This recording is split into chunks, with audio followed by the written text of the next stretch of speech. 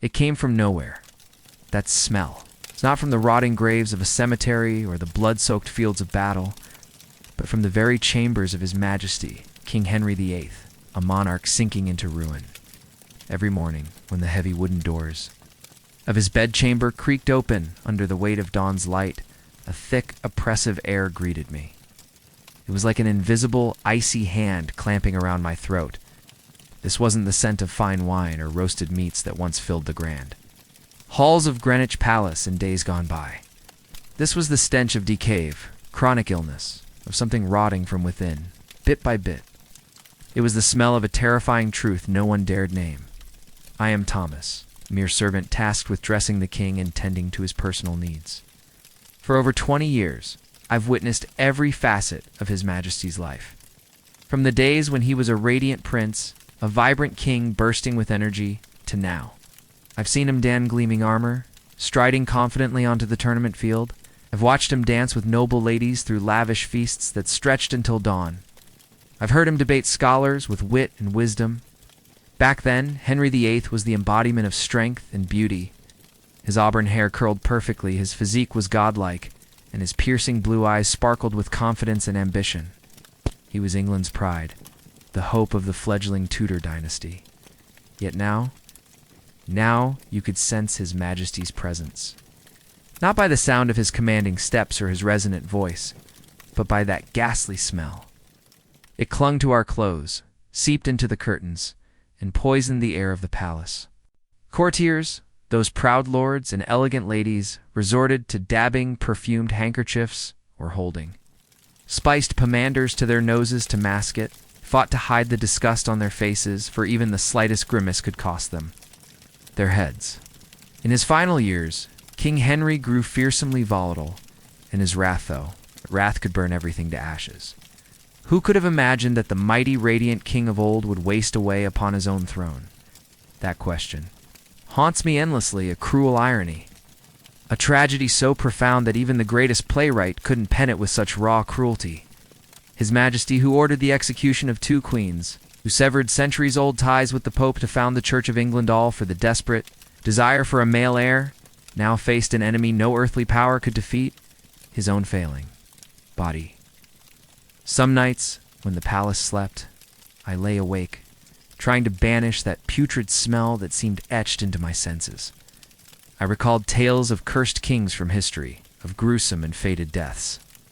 But Henry VIII's end, I was certain, would surpass all imagination. It wasn't just the end of a life, it was the starkest revelation of the limits of human power, the inescapable frailty of the flesh, and the steep price paid for boundless ambition. I swore loyalty to His Majesty, but that doesn't mean I'm blind. I've seen too much, felt too much. Tonight, I've decided to set down the story, the tale of the dark nights that shrouded the royal palace, as a great king's silent decay, and of the horrific end known only to those closest to him like me. Brace yourself, for what you're about to hear isn't the dry ink of history books, but the raw, haunting truth of Henry VIII's terrifying death. That stench lingers in the air, a constant reminder of what transpired, before that smell consumed every corner of the palace. Before Henry became a shadow of himself, he was a king of boundless promise, a rare jewel England never dreamed it could possess. Memories of those days still burn brightly in my mind, vivid as the glittering feasts lit by candlelight. His Majesty, Henry VIII, wasn't born to wear the crown. Born on June 28, 1491, at Greenwich Palace, he was the second son, a spare, in the shadow of his elder brother, Prince Arthur. Arthur was groomed from childhood to be England's future king, to bear the weight of the fragile Tudor dynasty. That dynasty, still young, bore the scars of the Wars of the Roses, a decades-long civil war that had torn the nation apart. The Tudor crown was secured only through the sweat, tears, and blood of Henry's father, King Henry VII. The dynasty needed a strong heir, a pillar to keep the throne steady. For young Henry, the future seemed set. A quiet life in the church, or diplomatic service, far from the power struggles of the court. He studied Latin, wrote poetry, and played musical instruments. A man of learning and art, not a warrior or politician. But fate, oh fate, had crueler plans. In 1502, tragedy struck. Prince Arthur died suddenly at 15, likely from the sweating. Sickness snatching away the rightful heir. England reeled. In an instant, Henry, unprepared for leadership, was thrust from the sidelines into the heart of a fragile monarchy. The throne, never meant for him, now shaped everything. He would become mighty, flawed, and unforgettable. But would this sudden twist of fate be a blessing or the beginning of something far darker? I've asked myself that question 1,000 times, and now, having seen the end, I know the answer. This historical backdrop led to Henry's first contentious marriage, too. Catherine of Aragon, his brother's widow. By church law, marrying a brother's widow was taboo, but the Tudor dynasty had no choice. Sending Catherine back to Spain meant returning her substantial dowry, an unthinkable loss for Henry VII and later. Henry VIII. A controversial solution emerged. The court sought a special dispensation from Pope Julius II, declaring Arthur and Catherine's marriage unconsummated. The Pope agreed, and in 1509, shortly after Henry VIII's coronation, Catherine became his queen. It was a marriage born of legal and political maneuvering, not the romantic tales sung by poets. As a servant, I could sense the underlying tension. It wasn't a love story, it was a cold calculation. Its bold act, defying religious tradition, quietly sowed the seeds of a seismic rift between the crown and the church, one that would reshape England and change Henry forever. At 18, when he took the throne, Henry VIII was the epitome of a Renaissance prince. Charismatic and athletic. A Venetian ambassador described him as having an extraordinary physique and angelic beauty, surpassing any Christian prince. Henry wasn't just a pretty face. He spoke fluent Latin, wrote heartfelt poetry, and played multiple instruments with ease. At court, he danced, jousted, and hosted lavish banquets with effortless grace. The people adored him, the nobility revered him, and Europe watched him. His reign began as a golden Adradient, full of promise, almost too perfect. I witnessed endless festivals, the cheers ringing out when His Majesty triumphed in tournaments. The palace buzzed with laughter and optimism, but that was merely the glossy surface before the storm. Few could foresee that this radiant prince would morph into a ruthless tyrant. Fewer still could imagine that the faith he once championed would one day be nearly destroyed by his hand. Back then, Henry wasn't just a king. He saw himself as a divine agent, a Catholic warrior. In 1521, he published a Latin treatise, Defense of the Seven Sacraments, refuting Martin Luther's teachings. Pope Leo X was so impressed that he granted Henry the title Defender of the Faith, a title English monarchs still hold. Ironically, this deep loyalty sparked a rebellion that shook the world. When Pope Clement VII refused to annul Henry's marriage to Catherine of Aragon, the king's devout identity began to crack. He started questioning whether marrying his brother's widow had offended God, especially since their sons died, leaving only a daughter, Mary, alive. To Henry, this wasn't mere bad luck. It was a sign, a curse. In a kingdom forged by war, with a young dynasty at stake, strong male heir meant everything. His faith clashed with his fears, and in the end, power won. Could a man truly serve both God and the throne without betraying one? The question haunted him, and as a witness, I couldn't help but ponder it too. I saw the torment in his eyes, the pain and fury as his dream of a male heir slipped away. That was when I realized that no matter how vast a king's power, some things remain unconquerable. This marked the start of His Majesty's inevitable descent, not just politically, but physically and spiritually.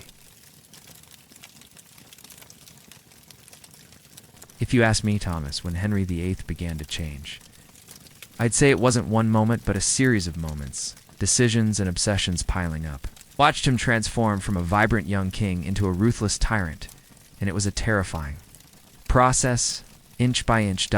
When Anne Boleyn arrived at court, she didn't just catch the king's eye, she turned the kingdom upside down. Henry was captivated not only by her beauty, but by her boldness. Anne refused to be just another royal mistress lurking in the shadows. She wanted more. She demanded the crown.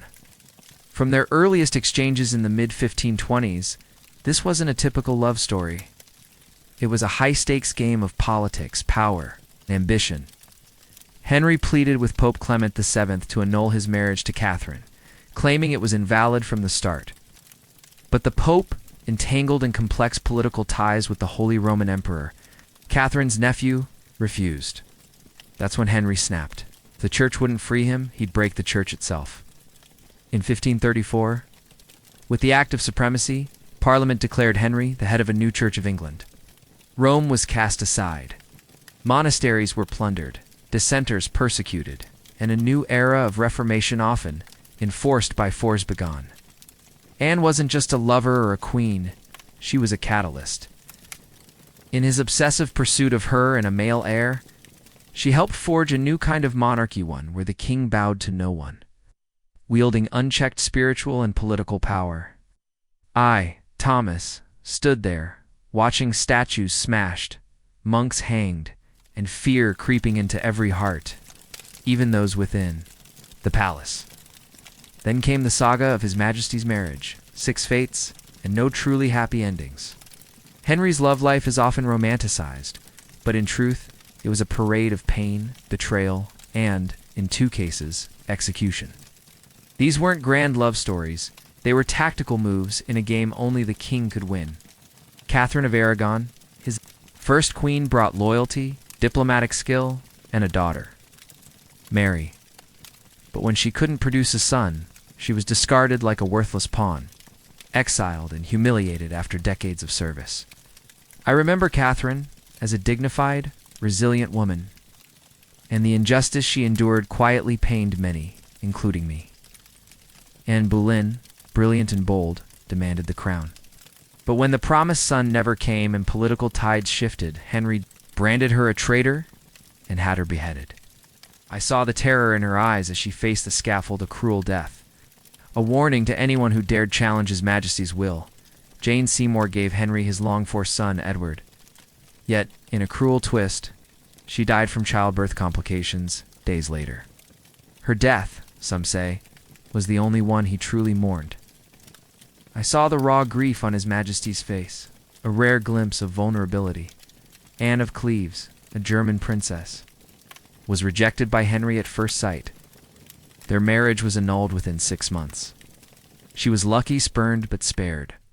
Catherine Howard, just 19, was swept into Henry's court as his rose without a thorn. But when rumors of infidelity surfaced, she too faced the scaffold. Executed at 19, Catherine Parr, intelligent and cunning, outlived Henry, largely by steering clear of scandal and navigating his dangerous moods with skill. Here's the uneasy question history whispers, and I, a witness, can't stop pondering. If a man can so utterly destroy those he once loved, was it ever love at all? Or was it possession, a tool to serve his ends? I don't know the answer. I only know that with each failed marriage, each death, a piece of Henry's soul died too, leaving a void filled with suspicion and rage. No one could have foreseen that. The vibrant young king would end his life in complete decline, obese, riddled with disease, rotting even while alive. The turning point came in January 1536, at 44, during a jousting accident at Greenwich. His horse fell, crushing him. The king lay unconscious for 2 hours. Though he survived, the injury to his right leg never fully healed. That wound wasn't just painful, it became a festering ulcer, constantly oozing, causing unbearable agony. Over time, it worsened until bone was visible through the decaying flesh. Gangrene later set in. In his final months, the pain tormented him, driving him to scream and curse those around him, sometimes sinking into deep melancholy. The medical treatments of the time, cauterizing wounds with hot irons or applying arsenic and mercury. Concoctions were often harmful and likely worsened his condition.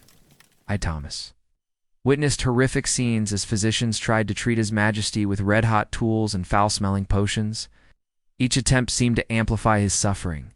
The most unbearable aspect was the stench from the wound. It was so vile that His Majesty's presence could be detected 3 rooms away. courtiers had to endure it without showing disgust, often using perfumed handkerchiefs or pomanders to cope. Failure to mask their revulsion could unleash the king's fury. I still recall a young page who couldn't hold back his nausea. In a corner of the room, he was banished from court instantly. The chronic wound and pain made movement and exercise impossible, leading to uncontrolled weight gain and severe obesity.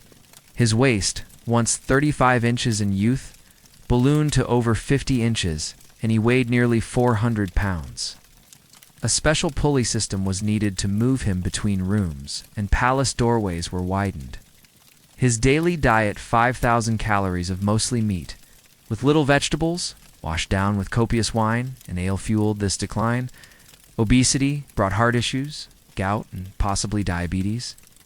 Modern experts suggest he suffered from diabetes, severe gout, hypertension, and heart failure. Some even propose syphilis, though this is debated. Custom armor and even a special bed were crafted to accommodate his massive frame. His physical condition turned him into a sedentary, irritable man. His declining health didn't just affect his body, profoundly altered his personality. It grew quick-tempered, moody, and increasingly paranoid, haunted by imagined plots. His extreme fear of illnesses, especially the plague, heightened these delusions. He became secretive and suspicious, obsessed with poisoning to the point of instituting an elaborate food-tasting ritual, requiring servants to sample every dish before it reached him. I, Thomas, tasted countless plates, from sizzling roasts to chilled wine, always with a nod of fear. Some historians believe a brain injury from the 1536 fall may have worsened his pre-existing tendencies toward paranoia and rage. Shift led to ruthless, bloody decisions. From a defender of the Catholic Church, he broke with the Pope and became a terror to Catholics in England. He grew intolerant of dissent, even executing those who opposed him on principle, like the humanist. Thomas More, his paranoia-fueled executions based on baseless suspicions, claiming even close friends and loyal advisors. Notably, the execution of his second wife, Anne Boleyn, on fabricated charges, coincided with the 1536 accident. His fifth wife, Catherine Howard, was also beheaded for alleged infidelity, perhaps partly because she couldn't bear his decaying, odorous body. Yet, despite his physical collapse, he ruled with an iron grip. It was a chilling paradox to see a man once so proud and majestic now trapped in a rotting body, tormented by pain and paranoia. The king I once knew was gone. All I saw was a hulking, suffering shadow, dragging his decay across the kingdom. Henry VIII's final years were a prolonged nightmare, not just for him, but for everyone near him. The physical pain was unimaginable. He could barely move, even with the aid of his strongest servants. His breathing was labored, often interrupted by racking coughs. Periods of delirium became frequent, and in those moments, I saw the torment in his soul most clearly. Witnesses reported that during these episodes, His Majesty would mutter the names of his late wives, especially Jane Seymour. It was as if, in his subconscious, she was the only one he truly loved and mourned. It was a heartbreaking image, a once mighty king who shaped the fates of millions, now trapped in pain and regret, but haunted by the ghosts of his past. Though his condition was clearly terminal, no one in the court dared say the king was dying. English law deemed predicting the monarch's death as treason. I still remember the terrified faces of the physicians forced to report on his health. They stood helpless as His Majesty faded before their eyes and ours. The palace held its breath, awaiting an inevitable end no one dared mention. That silence was heavier than any curse. Only when Henry himself acknowledged death's approach. On January 27, 1547, did he summon Archbishop Thomas Cranmer. It was a final act of clarity, a desperate reach for spiritual solace before departing. This world, when asked if he died in the Christian faith, he couldn't speak, but gripped Cranmer's hand tightly. That weak but meaningful clasp was his last conscious act of final affirmation of faith. Or perhaps a silent plea for forgiveness. In the early hours of January 28, 1547, at age 55, the once mighty king drew his final breath. shadows, danced across his swollen face in the candlelit chamber. A heavy silence fell. I stood there, witnessing that historic moment, feeling a strange relief mixed with profound sorrow. But the indignity didn't end with his death. Due to Henry's immense size, a special coffin was built. Preparing his body for burial was a gruesome challenge. Despite our efforts, the body began decomposing rapidly during transport to the burial site, or while awaiting entombment, as the coffin wasn't sealed tightly enough. Can you imagine it?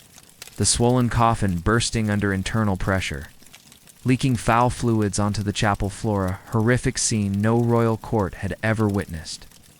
Contemporary accounts claim royal dogs found and lapped at the gruesome mess. The dog detail, maybe legend, the rapid decomposition and ghastly spectacle were undeniably real. It was a humiliating, degrading end, a stark reflection of the physical and moral decay he endured. As English historian Alison Weir wrote, "It is one of history's great ironies. A man endowed with such promise, beauty, and talent ended as a grotesque caricature of himself.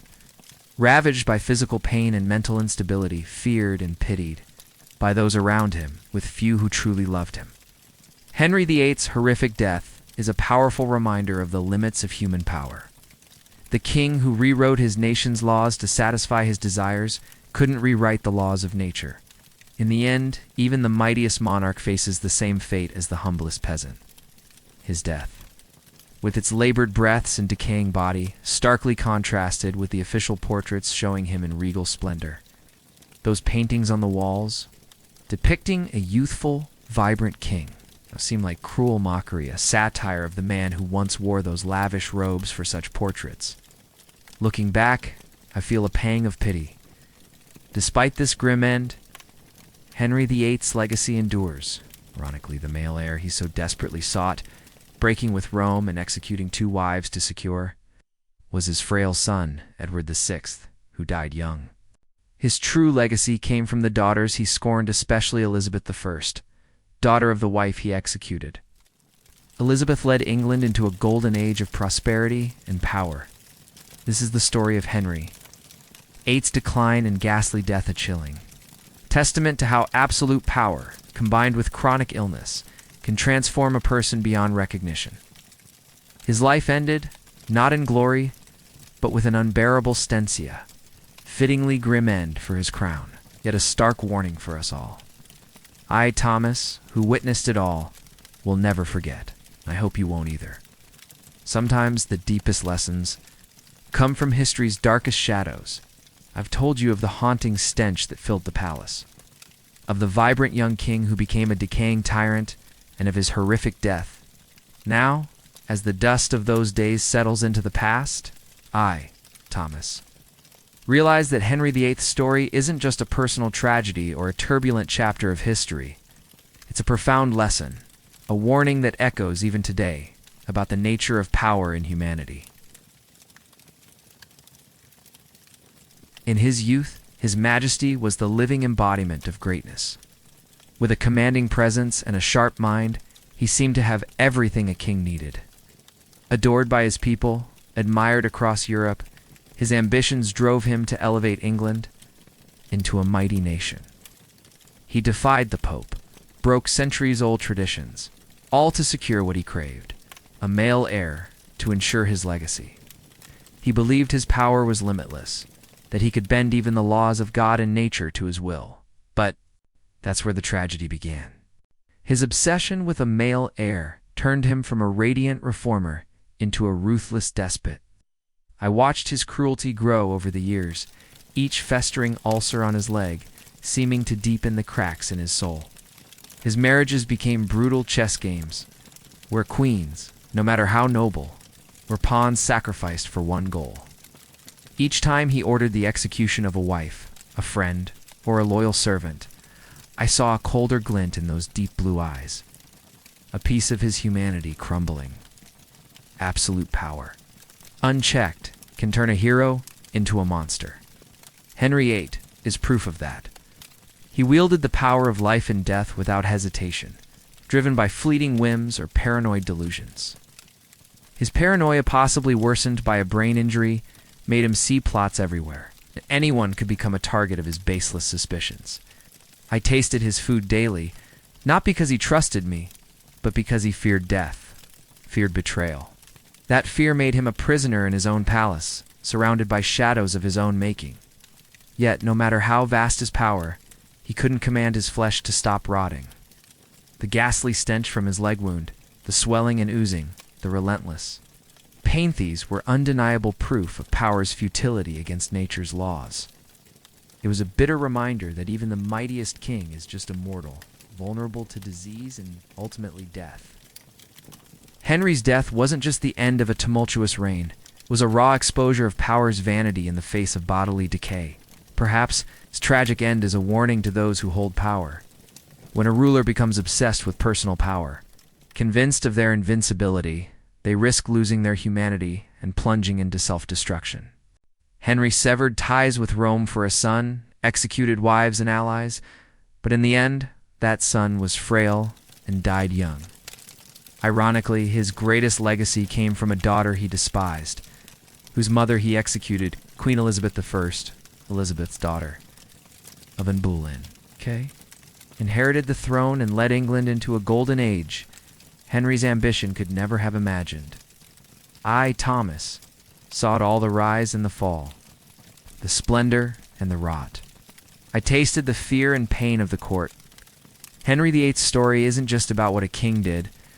It's about the cost of ambition exceeding its bounds, of power corrupting the soul, and of a man facing his ultimate powerlessness, death.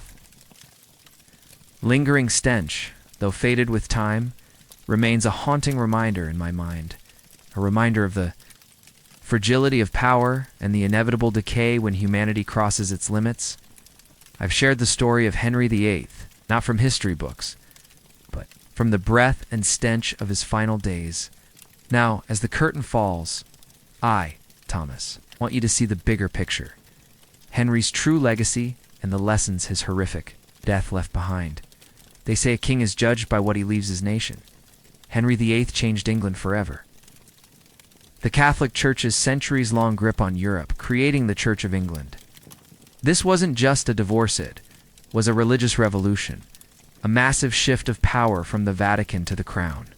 In theory, it strengthened the English monarchy, positioning England as a more independent power, but at what cost? Blood was spilled, monasteries were razed, loyal Catholics were executed, fear and suspicion reigned. Henry sowed chaos and division, not just in his court, but among his people. He acted for personal gain, his desperate need for a son, but justified it with religious zeal. This set a dangerous precedent. Absolute power could be abused for the most. Selfish desires. Then comes the greatest irony of his life. All of Henry's battles, his brutal marriages, and his break with Rome revolved around one goal: a strong male heir to secure the Tudor line. He got Edward, the precious son from Jane Seymour, but fate was cruel. Edward VI was a sickly boy, plagued by illness, who died in his teens. All the sacrifices, the lives destroyed, seemed for nothing. Yet, from this tragedy, a greater legacy emerged, not from the son Henry craved, but from the daughters he scorned. Mary I, daughter of Catherine of Aragon, briefly tried to restore Catholicism, but failed. Then came Elizabeth I, daughter of Anne Boleyn, the wife Henry executed. Elizabeth, a brilliant and resilient woman who endured years of imprisonment and threats, inherited the throne. She learned from her father's mistakes, from the chaos and tyranny he wrought. Under her rule, England entered a radiant golden age of political stability, cultural flourishing, and naval dominance. Unburdened by the need for an heir, she focused on strengthening her kingdom and serving her people. So what did Henry VIII leave behind? Not a strong male heir, but a scarred English society, a permanent religious shift, and a harsh warning about the nature of power. His death, with its gruesome decay and the final indignity of a bursting coffin, reminds us that even the mightiest king cannot escape nature's laws. Power can manipulate men, rewrite laws, even reshape religion. But it cannot halt the decay of body and soul when ambition exceeds its bounds and disease takes hold.